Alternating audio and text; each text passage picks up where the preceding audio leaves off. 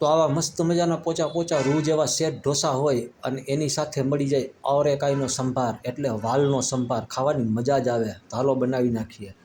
નાળિયેર સુધારી લીધું, 3 ટમેટાં, 2 ડુંગળી, લસણ અને આદું.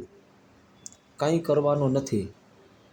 કડાઈમાં તેલ ગરમ થઈ જાય એમાં નાખી દઈશું નાળિયેર, એના પછી નાખી દઈશું લસણ અને આદું, અને પછી નાખી દઈશું ડુંગળી, અને નાખી દેવાના છે ટમેટાં. અને ટમેટાની છાલ ઉતરે એટલા પાકી જાય ને એટલે ગેસ બંધ કરી દેવાનો.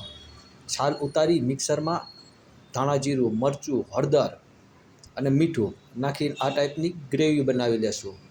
અને આ છે ઓરેકાઈ એટલે વાલ. વાલના ઉપરના છિલકા રાતના પલાળીને ઉખેડી નાખવાના સવારના. 1 બટેટું નાખી દીધું.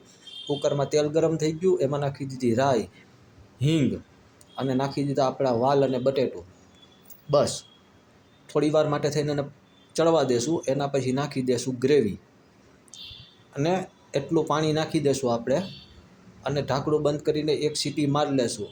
ઢોસાની લોઢી ગરમ થઈ જાય એના ઉપર ખીરું નાખી દેશું, થોડુંક તેલ નાખી દેશું, ખમણેલું ગાજર અને ધાણા ભાજી. તો એકદમ પોચા રૂ જેવા સેટ ઢોસા બનીને તૈયાર થઈ ગયા છે આપણા.